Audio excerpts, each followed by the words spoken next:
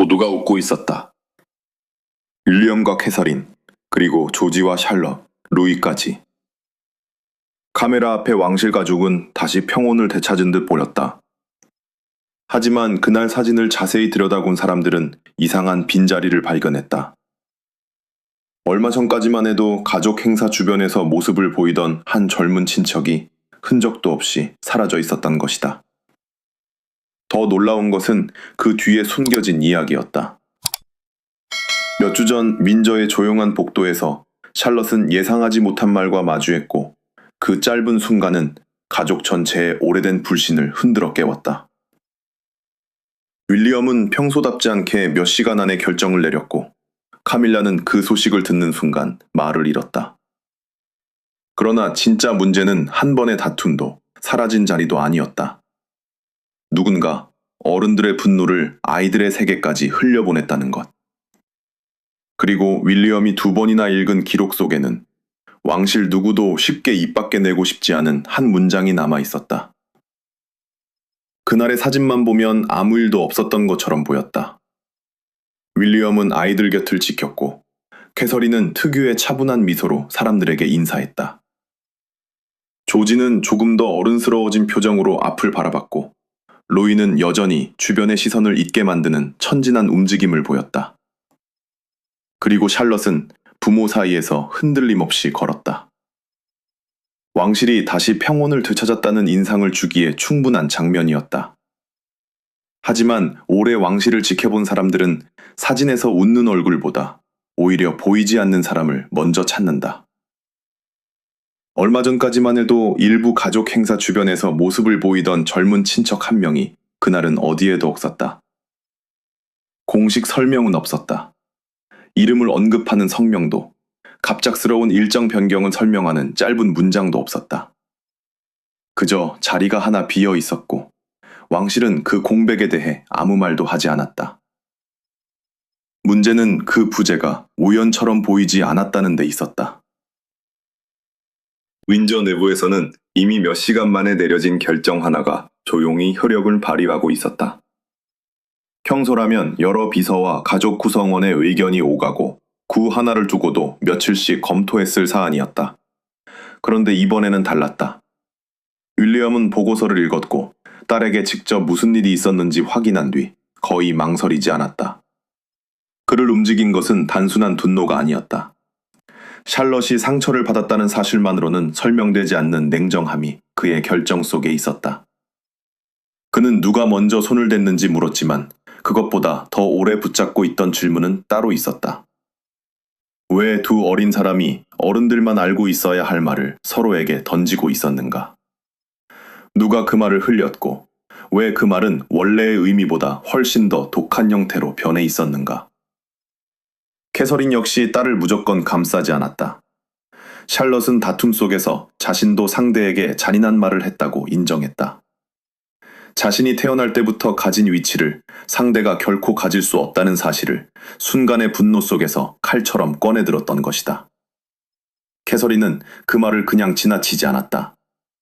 상처를 받은 사람이 언제나 옳은 것은 아니며 보호받는다는 이유가 다른 사람을 모욕할 영어가 될 수는 없다고 딸에게 말한다.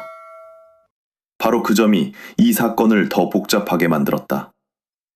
한쪽은 밀쳤고 다른 한쪽은 가장 아픈 곳을 찌르는 말을 했다. 겉으로만 보면 흔한 가족 싸움처럼 보일 수도 있었다.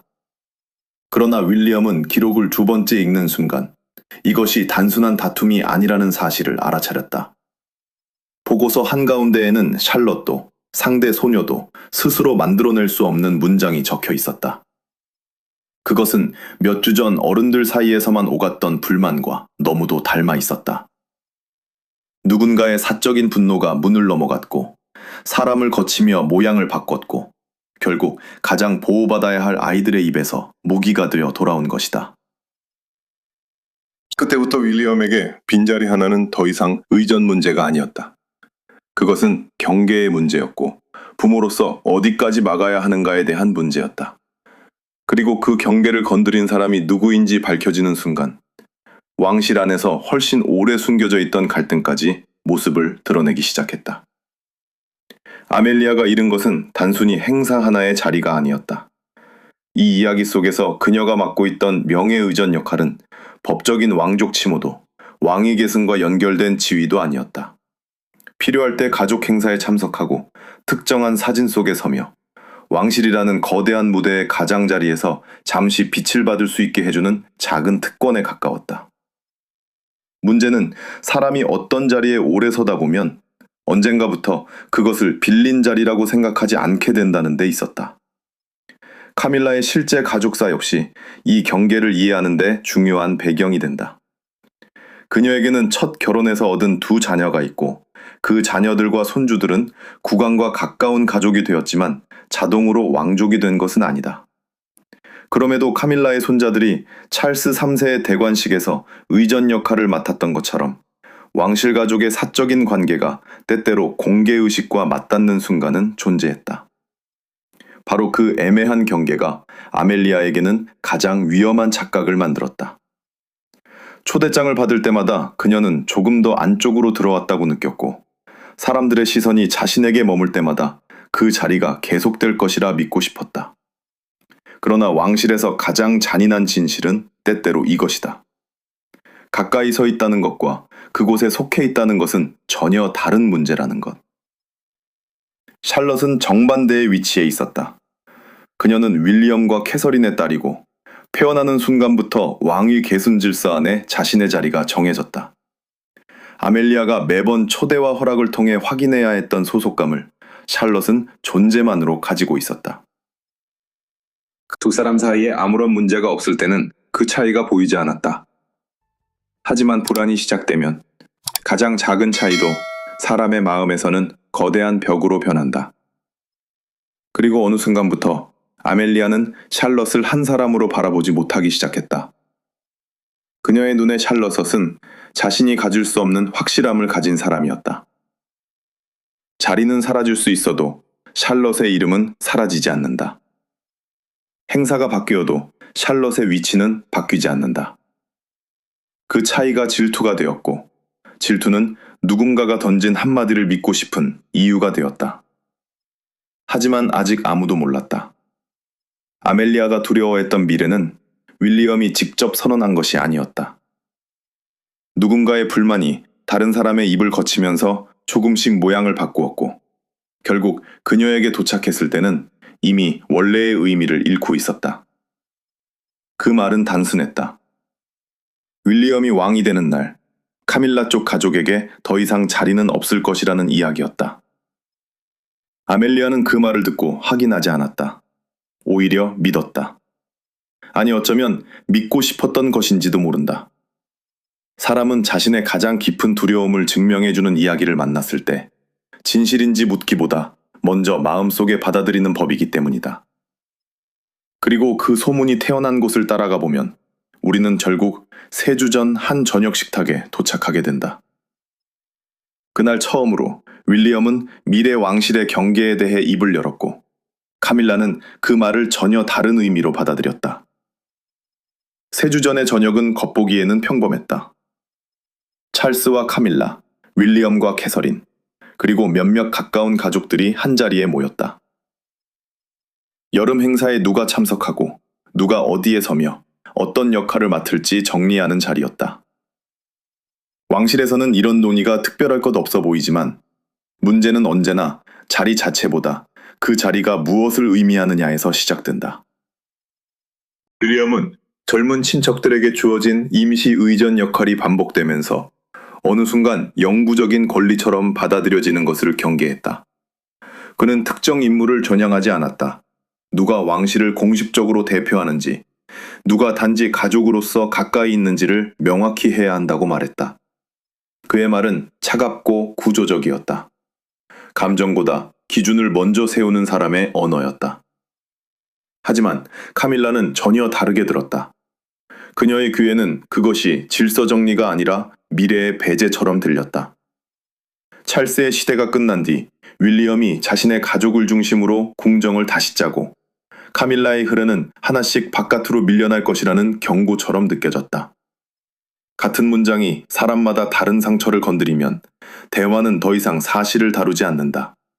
두려움을 다루기 시작한다. 긴장은 카밀라가 조지와 샬럿, 루이의 이름을 꺼낸 순간 급격히 높아졌다. 그녀는 미래의 왕실이 새 아이를 중심으로만 움직이는 것처럼 보인다고 말했다. 윌리엄은 즉시 자세를 고쳐 앉았다. 그는 자신의 자녀들이 궁정의 자리와 특권을 논쟁하는 데 사용될 수 없다고 선을 그었다. 그 말은 녹지 않았지만 방 안의 공기를 얼리기에 충분했다. 캐서린은 말을 아꼈다. 그녀는 남편의 의도를 알고 있었지만 동시에 카밀라의 불안을 완전히 이해하지 못하는 것도 아니었다. 왕실에서 가까운 사람일수록 미래를 더 두려워할 수 있다. 오늘 누리는 자리가 내일도 존재하리라는 보장은 없기 때문이다. 그러나 불안이 사실을 대신하는 순간 사람은 상대가 하지 않은 말까지 듣게 된다. 특히 권력의 중심 가까이에서는 작은 변화조차 미래의 추방처럼 느껴질 수 있다. 그래서 이 저녁의 충돌은 자리 배치가 아니라 누가 다음 시대에도 남을 것인가에 대한 공포로 변해가고 있었다. 그리고 가장 무거운 것은 찰스의 침묵이었다. 그는 누구의 편도 들지 않았다. 그러나 왕의 침묵은 언제나 중립으로만 들리는 것이 아니다. 카밀라에게 그 침묵은 자신이 혼자 남겨졌다는 신호처럼 느껴졌다. 그녀는 식사를 마친 뒤 표정을 감췄지만 상처는 이미 말이 될 준비를 하고 있었다. 그날 늦은 시간, 카밀라는 믿을 만한 측근에게 자신의 답답함을 털어놓았다. 윌리엄이 왕이 되기도 전에 미래의 궁정을 정리하려 한다는 취지의 말이었다. 그것은 공개선언도 아멜리아에게 직접 전한 경고도 아니었다. 순간의 분노에서 나온 사적인 한마디였다. 하지만 왕실에서 비밀은 벽 안에 머무는 것이 아니라 사람의 입을 타고 움직인다. 누군가 한 번 더 반복했고 누군가는 그 말을 조금 더 단순하게 바꾸었다. 며칠 뒤 아멜리아가 듣게 된 문장은 이미 전혀 다른 것이 되어 있었다. 윌리엄은 카밀라의 가족을 모두 밀어낼 것이다. 그리고 그 순간 소문은 더 이상 말이 아니었다. 아멜리아가 이미 품고 있던 두려움에 이름을 붙여주는 증거가 되었다. 캐서린은 샬럿을 방 안으로 데려가 문을 닫았다. 복도 밖에서는 사람들이 움직였고 누군가는 이미 무슨 일이 있었는지 정리하고 있었지만 그녀가 가장 먼저 확인한 것은 딸의 상처가 아니었다. 샬럿이 어떤 말을 했는지, 왜 그런 말을 했는지였다. 보호는 진실을 덮는 일이 아니기 때문이다. 샬럿은 오래 버티지 못했다. 자신도 아멜리아에게 상처를 주는 말을 했다고 털어놓았다. 잠시 빌린 궁전의 자리가 너를 왕족으로 만드는 것은 아니라는 말이었다. 그 순간에는 화가 나서 던졌지만 입 밖으로 나간 뒤 곧바로 후회했다. 상대가 어디에서 가장 불안해하는지 알고 있었고 바로 그곳을 찔렀다는 사실을 샬럿 자신도 알고 있었다. 캐서린은 딸을 안아주기 전에 먼저 그 책임을 보게 했다. 네가 상처받았다는 사실이 다른 사람을 모욕할 권리가 되지는 않는다고 말했다.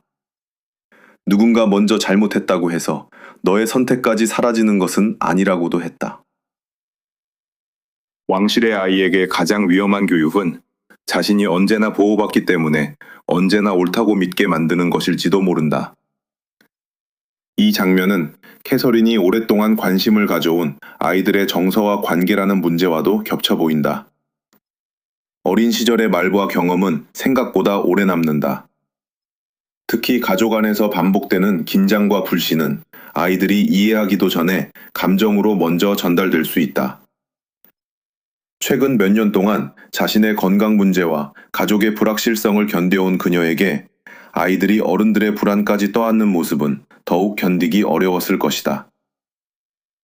몸의 상처는 시간이 지나면 아물 수 있지만 가족에게서 배운 적대감은 훨씬 오래 남기 때문이다.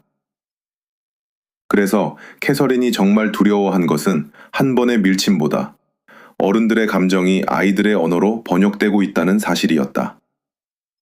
누군가의 상처가 누군가의 입을 거치고 다시 다른 아이의 분노가 되는 순간 가족은 싸움을 해결하는 것이 아니라 다음 세대에 옮겨 심게 된다. 그 시간 윌리엄은 다른 방에서 보고서를 읽고 있었다. 첫 번째에는 딸이 밀렸다는 부분에서 멈췄다. 두 번째에는 전혀 다른 문장에서 손이 멈췄다. 아멜리아가 샬럿에게 던진 말은 너무 구체적이었다.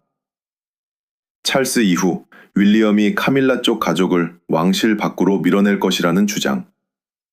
그것은 두 아이가 스스로 만들어낼 수 있는 종류의 문장이 아니었다. 윌리엄의 분노는 그때 모양을 바꿨다.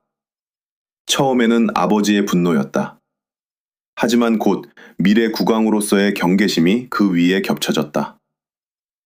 누군가가 성인들의 불만을 제대로 걸러내지 못했고 그 말이 어린 친척에게 흘러들어가 그의 딸에게 돌아왔다. 복도의 충돌은 원인이 아니라 결과였던 것이다. 그는 보고서를 다시 내려놓고 아주 짧게 물었다. 누가 그 말을 아멜리아에게 전했습니까? 방 안의 누구도 즉시 대답하지 못했다. 그리고 그 침묵은 사건을 훨씬 더 크게 만들었다. 잘못은 이미 두 아이 사이를 넘어섰고 누군가의 사적인 분노가 왕실의 다음 세대 안으로 들어와 있었다. 그 순간 윌리엄은 한 가지를 확신했다.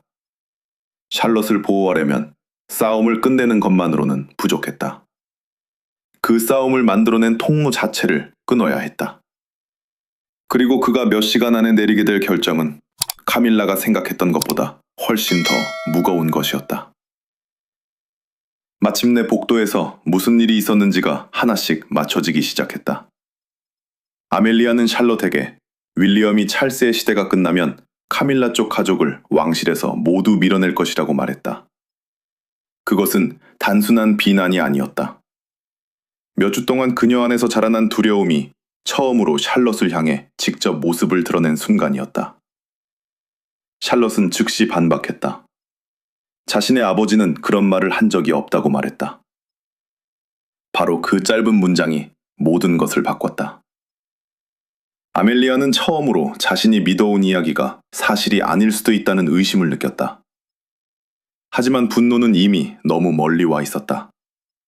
그녀는 멈추지 못했고 결국 샬럿을 밀었다. 윌리엄이 가장 오래 붙잡은 것도 바로 이 부분이었다. 잘못된 소문을 믿었다는 사실보다 의심이 생긴 뒤에도 행동을 선택했다는 사실. 사람은 속을 수 있다. 그러나 진실이 아닐 수도 있다는 신호를 본 뒤에도 분노를 밀어붙인다면 그 순간부터 모든 책임을 다른 사람에게 돌릴 수는 없다.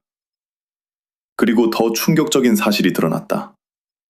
아멜리아에게 그 말을 직접 전한 사람은 카밀라가 아니었다.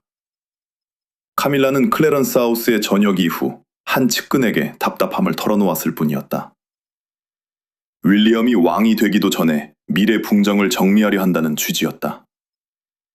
그러나 그 말이 다시 반복되면서 의미가 변했다. 구조를 정리한다는 말은 사람을 밀어낸다는 말이 되었고, 사람을 밀어낸다는 말은 결국 카밀라의 가족을 모두 없애려 한다는 이야기로 변했다. 소문은 늘 그렇게 움직인다. 처음에는 감정이었고, 다음에는 해석이 되었으며, 마지막에는 누군가에게 사실처럼 전달된다. 윌리엄은 그 연결고리를 확인한 뒤 조용히 서류에 서명했다. 아멜리아가 가지고 있던 가상의 명예의전 역할을 즉시 철회하는 결정이었다. 그 역할은 법적 권리도 영구적인 왕실 신분도 아니었다. 그러나 아멜리아에게는 자신이 왕실 안에 속해 있다고 믿게 해준 가장 중요한 상징이었다. 카밀라는 소식을 듣자마자 반발했다. 한 번의 끔찍한 실수로 젊은 사람의 자리를 완전히 빼앗는 것은 지나치다고 말했다. 아멜리아를 바로잡을 수는 있지만 공개적인 위치까지 없애는 것은 사실상 가족 전체에 대한 경고처럼 보인다는 것이었다. 하지만 윌리엄은 다른 문제를 보고 있었다. 샬롯도 잔인한 말을 했고 캐서린은 이미 딸에게 그 책임을 분명하게 물었다. 그러나 아멜리아의 행동에는 또 다른 층이 있었다. 어른들의 사적인 갈등에서 태어난 말을 들고 와서 그 분노를 자신의 딸에게 쏟아냈다는 사실이었다. 윌리엄은 서류 위에 손을 올린 채 물었다. 가족의 화합을 지키기 위해서라면 어른들의 적대감이 자신의 아이들 곁까지 들어오는 것도 받아들여야 하느냐고. 카밀라는 즉시 답하지 못했다. 그리고 바로 그때 문이 열렸다. 찰스가 방 안으로 들어왔다. 지금까지는 아버지가 딸을 보호하기 위해 내린 결정처럼 보였지만 이제 문제는 전혀 다른 단계로 넘어가고 있었다. 왕은 아직 찰스였다. 그러나 이번 결정에서 마지막 말을 할 사람도 정말 찰스일까? 찰스가 방 안으로 들어오자 분위기는 더 무거워졌다. 그는 여전히 국왕이었다. 최종적인 상징과 권위는 그의 이름 아래 움직였다.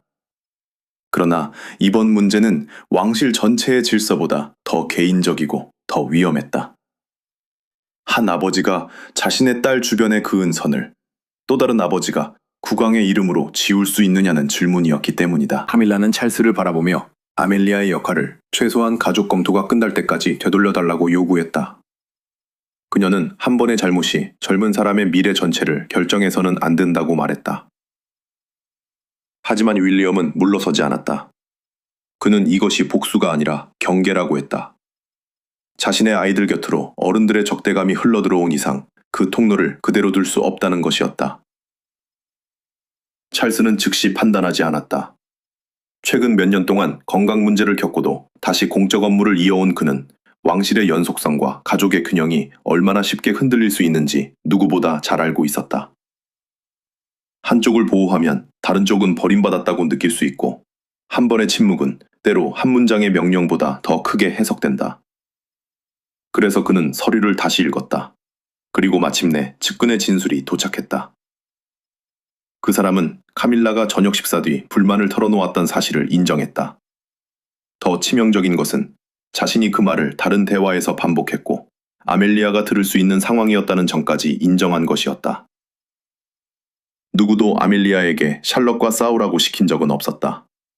그러나 어른들의 불만이 아이에게 전달된 경무는 이제 부정할 수 없었다. 카밀라의 투정이 달라졌다. 그녀는 아멜리아에게 윌리엄을 미워하라고 가르친 적이 없었다. 하지만 자신이 던진 한마디가 출발점이었다는 사실까지 지울 수는 없었다.